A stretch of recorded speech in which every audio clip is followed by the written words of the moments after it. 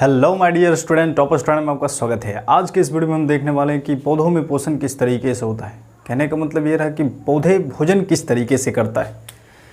पौधों में पोषण हमारा टॉपिक है, ठीक है। इसको पढ़ने से पहले मैं आपको एक चीज़ बताना चाह रहा हूँ। ये टॉपिक इतना ज़्यादा इम्पॉर्टेंट है ये टॉपिक इतना ज़्यादा इम्पॉर्टेंट है कि बोर्ड एग्जामिनेशन में कम से कम 2 मार्क्स का क्वेश्चन इससे रहता ही रहता है। और एक और इम्पॉर्टेंट क्वेश्चन ये रहा, अगर फोटोसिंथेसिस यानी कि प्रकाश संश्लेषण नहीं होता तो क्या होता। तो चलिए ये सारे क्वेश्चन का आंसर देखते हैं इस लेक्चर में। पौधे क्या होते हैं? पौधे प्रायः स्वपोषी होते हैं, मतलब पौधे जो होते हैं वो स्वयं भोजन बनाते हैं, ठीक है। हम लोगों की तरह वो परपोषी नहीं होते हैं। अब अगला बात है कि पौधों में पोषण प्रकाश संश्लेषण की क्रिया द्वारा होता है। अब पौधे जो होता है वो भोजन बनाता है, वो प्रकाश संश्लेषण की क्रिया द्वारा बनाता है। इंग्लिश में अगर बोला जाए प्रकाश संश्लेषण को तो हम फोटोसिंथेसिस बोलते हैं, ठीक है। अब प्रकाश संश्लेषण बहुत ही इंपॉर्टेंट क्वेश्चन है। इसको हम VVI से डिनोट कर रहे हैं, ठीक है। VVI इसके साइड में लिख लेना। सभी पेड़ पौधे वायुमंडल से कार्बन डाइऑक्साइड यानी कि इसका फॉर्मूला क्या होगा, CO2, जड़ से जल, मिट्टी में जल रहता है, उसमें हम लोग पानी डालते हैं तो उससे क्या लेता है, जल लेता है। जल का फॉर्मूला क्या होगा, H2O, लेकर सूर्य के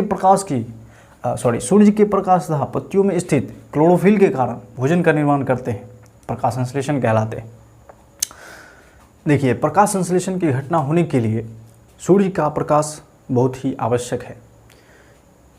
यहाँ पे एक क्वेश्चन बनता है कि क्वेश्चन ये है कि प्रकाश संश्लेषण के लिए, क्वेश्चन ही देख लीजिए, मैं बोल रहा हूँ प्रकाश संश्लेषण के लिए आवश्यक है। उसमें ऑप्शन डाल देगा, A सूर्य के प्रकाश, B जल, C कार्बन डाइऑक्साइड, या फिर D इनमें से सभी।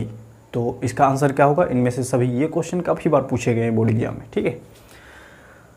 अब देखिए, जैसे कि कार्बन डाइऑक्साइड लिया, जल लिया और किसकी उपस्थिति में, सूर्य के प्रकाश और क्लोरोफिल की उपस्थिति में अपना भोजन बनाया, ठीक है।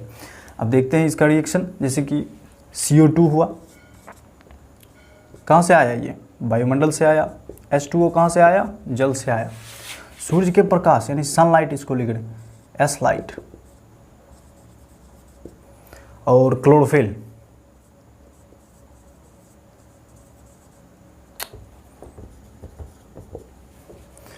सनलाइट और क्लोरोफिल के प्रेजेंस में क्या बनाता है। पौधे का भोजन क्या होता है, कार्बोहाइड्रेट होता है। कार्बोहाइड्रेट आप लोग पढ़ चुके होंगे, C6H12 और O6, C6H12 and O6 plus H2O भी बनाता है, प्लस O2 भी बनाता है। अब इस रिएक्शन को बैलेंस करना है। बैलेंसिंग आप केमिस्ट्री में पढ़ चुके होंगे। यहाँ पे 6 लगा दो, यहाँ पे 12 लगा दो, और फिर यहाँ पे 6 लगा दो, यहाँ पे भी 6 लगा दो। देखते हैं बैलेंस हुआ कि नहीं हुआ। इधर कार्बन देखते हैं, कार्बन कितना है, इधर 6 है, इधर भी कितना है, 6 कार्बन, 6 मल्टीप्लाइड बाई कार्बन यानी 1, यहाँ पे 1 है, इससे मल्टीप्लाई करेंगे तो क्या होगा, 6 होगा। तो कार्बन का भी मॉलिक्यूल्स कितना हो जाएगा, 6 हो जाएगा। अब ऑक्सीजन देखते हैं, ऑक्सीजन कितना है, 12 एंड 12 24 है, यानी 24 है। अब ऑक्सीजन इसमें देखते हैं, 6 प्लस 6 प्लस 12 यानी 12 12 24, ये भी बैलेंस है। अब हाइड्रोजन देखते हैं, 24 हाइड्रोजन है, 12 यहाँ पे है और 12 यहाँ पे है, यानी कि 24 पुर गया। तो ये रिएक्शन मेरा बैलेंस है। ओ सॉरी, ऑलरेडी यहाँ पे लिखा हुआ था, हम यहीं पे बता सकते थे। देखिए, ये रिएक्शन भी बहुत ज़्यादा इम्पॉर्टेंट है। अगर प्रकाश संश्लेषण क्या है, ये क्वेश्चन अगर आपसे पूछ लिया जाए, 5 नंबर का होता है ये क्वेश्चन, ठीक है। तो आप ये सारी चीज़ लिखिएगा, इतना इसका रिएक्शन, प्रकाश संश्लेषण का जो रिएक्शन होता है उसे भी आप इसमें लिखिएगा, ठीक है। अब ये देखिए, ये किस चीज़ का पत्ती है, आप कमेंट में ज़रूर बताइएगा। तो इसका कलर जो होता है वो ग्रीन क्यों होता है। आप लोग जैसे कि कहीं पे मार खा करके आते होंगे, मम्मी पूछती होगी तुम्हारा ये हाल जो है वो किस कारण से है। तो उसी तरह मैं इसे भी पूछ रहा हूँ, भाई तुम जो ग्रीन दिख रहा है ये क्या रीज़न है। तो इसका रीज़न है क्लोरोफिल। ये भी बहुत इंपॉर्टेंट क्वेश्चन है कि पत्तियों का हरा रंग होने का क्या कारण है। तो उसमें अगर ऑप्शन दिया रहेगा तो क्लोरोफिल मारना होगा, ठीक है। तो चलिए आगे चलते हैं, आप इसका स्क्रीनशॉट ले सकते हैं। सो चलिए गाइस देखते हैं, ये बेसिक स्ट्रक्चर ये स्ट्रक्चर है लीफ का। अगर हम इसका बेसिक स्ट्रक्चर देखें तो इसको हम लोग टिप कहते हैं, इस वाले पोर्शन को क्या कहते हैं, टिप कहते हैं। अब इसमें ये इस डंठल को क्या बोलते हैं, इसको पेटियोल कहते हैं। और ये इस वाले पोर्शन को क्या कहते हैं, मिडरीव कहते हैं, ठीक है। और ये ब्रांच आउट जो हो रहा है ये वेन कहते हैं, ठीक है। क्या कहते हैं, ये सारे पोर्शन को हम लोग क्या कहते हैं, वेन कहते हैं। अब ये छोटा सा पार्ट, इसको हम काट के देखते हैं तो कैसा दिखता है, यानी कि हम लोग यहाँ से काट करके इसे देखते हैं माइक्रोस्कोप में। नेकेड मतलब खुली आंख से हम लोग नहीं देख पाएंगे इसको, अगर हम माइक्रोस्कोप से देखते हैं तो इस तरह से आकृति इसका दिखता है। इसको कहते हैं क्यूटिकल, पहला जो ऊपर वाला लेयर है उसको क्यूटिकल कहते हैं। और ये रहा एपिडर्मिस रहा है, ये इसको एपिडर्मिस कहते हैं, ये भी एपिडर्मिस है, ठीक है। ये और ये दोनों एपिडर्मिस है, और ये है पैरेन्काइमा। ये सेल्स ये सेल्स और ये सेल्स पैरेन्काइमा है, जिसको हम लोग फोटोसिंथेटिक सेल्स भी कहते हैं। जो देख रहे होंगे ये कुछ होल टाइप का आकृति, इसको अगर हम जूम आउट करें, इसको अगर हम काट करके ज़रा देखें तो वो कुछ इस तरीके से दिखेगा, ठीक है। इसको हम लोग कहते हैं गार्ड सेल्स बोलते हैं। ये बेसिकली इसमें क्या होता है कि पानी भी जाता है और वायु भी जाता है। वायु मतलब क्या, ऑक्सीजन और कार्बन डाइऑक्साइड। जैसे ऑक्सीजन अंदर जाता है और कार्बन डाइऑक्साइड बाहर आता है। अच्छा, पौधों के लिए श्वसन गैस कौन सा होता है, ऑक्सीजन ही होता है, ना कि कार्बन डाइऑक्साइड। पौधे भी ऑक्सीजन ही लेते हैं श्वसन के लिए, ठीक है। सॉरी। अब इसको क्या कहते हैं, इसको कहते हैं जाइलम, ऊपर वाला जाइलम और नीचे वाला फ्लोएम, ठीक है। इसका क्या फंक्शन है, वही जाइलम का फंक्शन है जल का आवागमन करना, यानी ट्रांसपोर्टेशन, प्रवहन करना।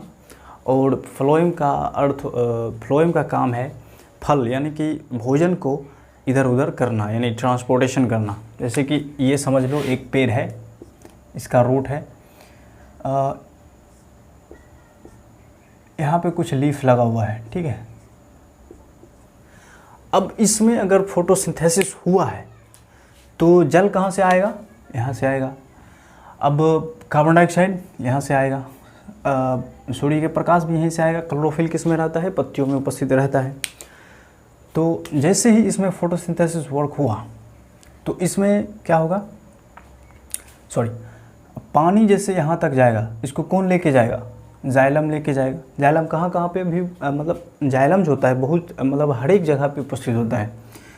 पेड़ में, तना में भी होता है, रूट में भी होता है, मतलब हर एक जगह पे उपस्थित होता है जाइलम। और पत्तियों में भी आप तो देख ही पा रहे होंगे, पत्तियों में भी ये ट्यूबलाइट जैसा स्ट्रक्चर है, यही है जाइलम और फ्लोएम, ठीक है। जैसे ही जल जाता है, जौ से याद रखना है जल, और इसको कौन लेके जाएगा, जाइलम। जौ से जल और जौ से जाइलम, ठीक है, कोई दिक्कत नहीं है। और फ्लोएम का क्या काम है, फल से याद रखना है भोजन, फ से याद रखना है फल, और फल से याद रखना है भोजन। भोजन को जो प्रवहन करेगा वो कौन करेगा, फ्लोएम करेगा, ठीक है। अब जैसे कि अब ये क्वेश्चन काफ़ी ज़्यादा इम्पोर्टेंट हो जाता है कि स्टोमेटा का खुलना और बंद होना मतलब कैसे संभव है, या फिर ऐसा करके क्वेश्चन डालता है स्टोमेटा का खुला हुआ और बंद संरचना का नामांकित चित्र बनाए। नामांकित नहीं रहता है, बस चित्र बनाए खाली, यही क्वेश्चन रहता है। अगर इसमें जल एंट्री लेता है, आप लोग जैसे कि बादाम या फिर चना वगैरह पानी में डालते हैं, पानी में डालने के बाद क्या होता है, वो फूल जाता है। कैसे, मतलब वो क्यों फूलता है, इसका क्या रीज़न है, तो पानी जैसे ही उसमें एब्जॉर्ब यानी कि सोखता है, पानी क्यों सोखता है, वही डिफ्यूजन यानी विसरण के द्वारा, वो हम श्वसन वाले चैप्टर में पूरा डिटेल से बताएंगे, ठीक है। तब तक के लिए कोई बात नहीं है, अब रट लीजिए कि विसरण के द्वारा उसमें पानी घुस जाता है। उसी तरह यहाँ पर भी पानी विसरण के द्वारा ही घुसेगा, ठीक है। अब आप लोग किशमिश भी देख रखे होंगे, वो हम क्यों बता रहे हैं आपको समझ में आएगा। किशमिश देखे होंगे, उसको अगर पानी में डालिएगा या मिल्क में डालिएगा तो वो क्या होगा, फूल जाएगा। अब उसको नमक में डालिए तो फिर वो क्या होगा, पिचक जाएगा, ठीक है। तो उसी तरह ये भी है, ये गार्ड सेल में अगर पानी आया तो ये क्या होगा, फैलेगा। फैलेगा तो ये वाला जो आकृति है इसको भी खोल देगा, है कि नहीं है। पानी जैसे कि उसमें एंट्री करा तो ये फूल जाएगा। अब फूलेगा तो कमरा ओपन हो जाएगा और इससे आसानी से ट्रांसपोर्टेशन होगा, यानी कि O2 जाएगा, CO2 आएगा, ये सारा काम जल जाएगा, ये सारा काम इसमें आसानी से होगा। अब जैसे ही ये इससे अगर पानी निकला, हमने बताया किशमिश से, उसको अगर नमक में डालिएगा तो पानी निकल जाएगा, तो फिर वैसा जैसा था वैसा ही चिपटा हो जाएगा। अब जैसे ही पानी इससे निकला, पानी निकला तो क्या होगा, द्वार बंद हो जाएगा। तो आप लोग देख पा रहे होंगे बंद स्टोमेटा और खुला स्टोमेटा का चित्र, ठीक है। यहाँ से हमने काट करके निकाला, यही रहा स्टोमेटा, यहाँ तक क्लियर है। अब जैसे कि हमने बताया कि फोटोसिंथेसिस कहाँ पे होता है, ये एक सेल्स को हमने उठाया, इस सेल्स को हमने उठाया और इसको माइक्रोस्कोप में देखा, बेहतरीन तरीके से माइक्रोस्कोप में देखा तो बिल्कुल इस तरीके का रचना दिखा भाई साहब, बिल्कुल इस तरीके से। इसको क्या कहते हैं, थाइलाकॉइड कहते हैं। और इसको इसको थाइलाकॉइड कहते हैं और इसको क्या कहते हैं, ग्रेना कहते हैं। और इसको ये खाली वाला जो जगह है इसको स्ट्रोमा कहते हैं। आई एम सॉरी, कुछ गलत लिख रहा है, इसको थाइलाकॉइड ही कहते हैं। मतलब कि यहाँ पे जो इतना सारा जो स्ट्रक्चर दिख रहा है उसमें से अगर एक को निकालें तो इसको हम लोग थाइलाकॉइड कहते हैं। ये आप लोग 11th में जाइएगा तब पढ़िएगा, कोई दिक्कत नहीं है। इसको शायद स्ट्रोमा लैमेला कहते हैं। ये इस सारे अगर ये इतना ज़्यादा स्ट्रक्चर हो जाएगा तब इसको हम लोग कहते हैं ग्रेना। प्रकाश संश्लेषण का प्रकाशीय घटना जो होता है वो ग्रेना में ही संभव होता है और स्ट्रोमा में डार्क रिएक्शन होता है, यानी कि अंधकारीय घटना होता है प्रकाश संश्लेषण का। वो सब आप हायर एजुकेशन यानी कि अगर आप 11th में जाइएगा तो फिर वहाँ पे आप पढ़िएगा, कोई दिक्कत नहीं होने वाली है, ठीक है। तो आप लोगों को अच्छी तरीके से ये सारी चीज़ समझ में आया होगा। आप एक स्क्रीनशॉट ले सकते हैं। एक मेन बात यह है कि अगर आप लोगों को कोई क्वेरीज़ हो यानी क्वेश्चंस वगैरह हो तो हमें फॉलो करिए इंस्टाग्राम पे, ठीक है।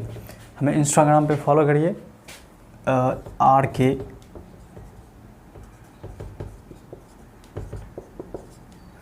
ये सारे मतलब ये आईडी रहा यूज़र नेम। इसको अगर आप सर्च करेंगे तो फर्स्ट में आएगा टॉप स्टूडेंट लिख करके, उसको आपको फॉलो कर लेना है। फिर जो भी क्वेश्चंस होगा वहाँ पे हम आप लोगों को बताएंगे। यूट्यूब पे नहीं बता सकता क्योंकि कम्युनिटी गाइडलाइंस के अनुसार हम यहाँ पे ज़्यादा कमेंट्स में रिप्लाई वगैरह नहीं कर सकते हैं। आप ज़्यादा एक कमेंट करिएगा तो ही हमें दिखेगा, उसके बाद सारा कमेंट जो है वो खुद ब खुद डिलीट हो जाता है, ठीक है। तो हमें यहाँ पे फॉलो कर सकते हैं। तो चलिए आज के इस लेक्चर को करते हैं समाप्त और 15 अगस्त को एक बहुत ही इंपॉर्टेंट वीडियो मैं अपलोड करने वाला हूँ इस चैनल पे, तो बने रहिए हमारे साथ। Thank you, bye bye.